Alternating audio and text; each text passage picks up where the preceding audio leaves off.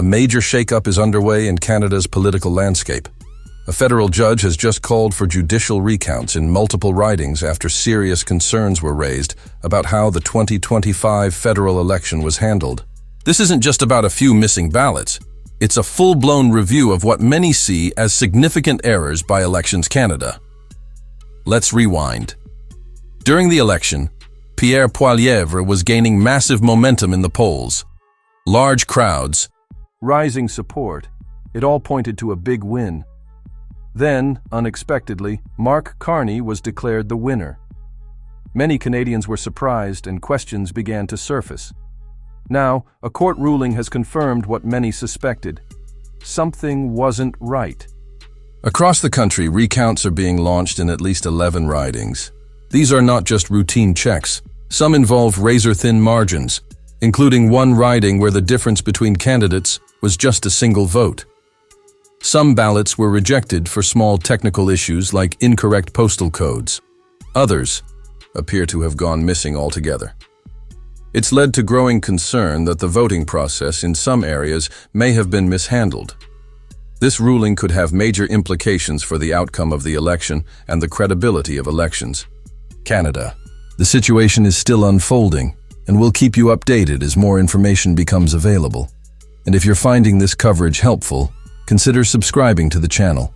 It really helps us bring you more reliable updates like this. 1. The recent Canadian federal election continues to face intense scrutiny.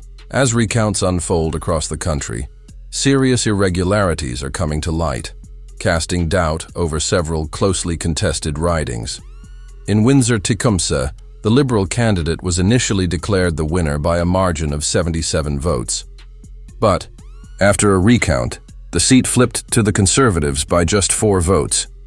In East Halton Hills, there was an unexplained spike in advance Liberal votes without any obvious reason, raising concerns about inconsistencies in voter data.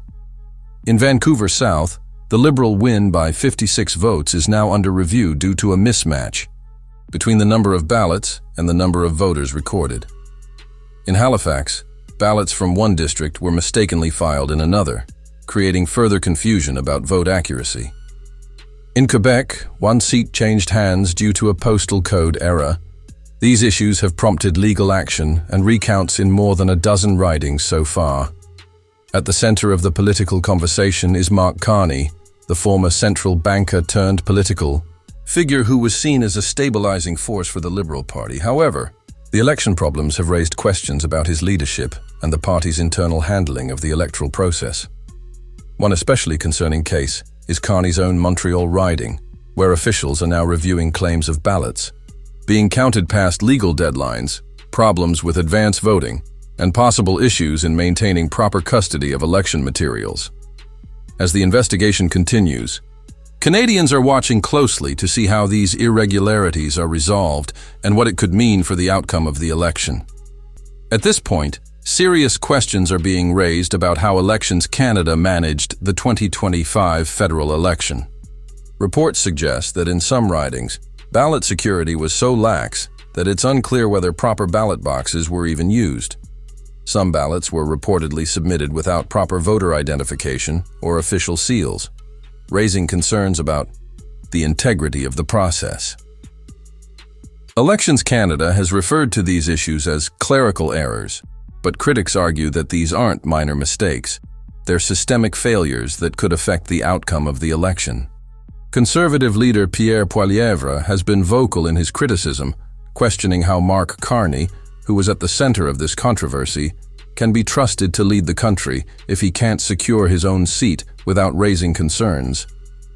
Meanwhile, Poilievre has remained active on the ground, holding town halls, connecting with workers, and outlining policy proposals, while Carney has largely avoided public appearances, opting instead for written statements. Since the recount issues began, he has yet to hold a full press conference. Within the Liberal Party, the situation appears tense. Internal polling has reportedly taken a hit, and there's growing frustration among staffers and MPs. Some have pointed fingers at Carney's team for mishandling the party's response. There are even reports of MPs avoiding the media, and, in some cases, avoiding legal inquiries as the recounts continue.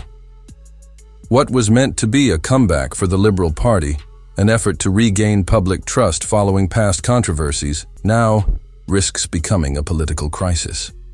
For many Canadians, the integrity of the election process is on the line, and the coming weeks will be critical in determining whether a new vote will be necessary.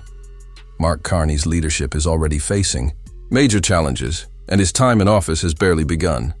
What many Canadians once assumed was a smooth electoral transition has now turned into a full-blown national reckoning. Recounts, irregularities, and a growing lack of public trust have raised serious concerns about the legitimacy of the recent federal election. For many, this isn't just a political issue. It's a crisis of confidence in the very institutions meant to safeguard democracy.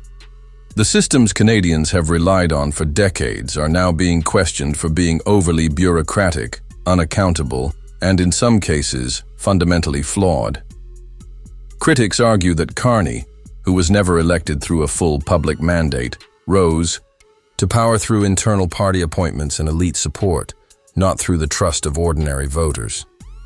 Meanwhile, opposition leader Pierre Poilievre continues to present himself as the voice of everyday Canadians, consistently showing up to town halls, taking tough questions, and campaigning directly on the ground.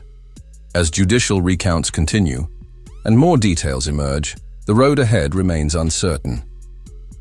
There are calls for a possible return to the polls, and even discussions about broader electoral reform. One thing is clear: Canadians want transparency, accountability, and leadership that reflects the will of the people. This moment is about more than just political rivalry. It's about restoring faith in a system that many feel has let them down. Whether through a renewed election or systemic reforms, the push for democratic integrity is now front and center, and Canadians are watching closely.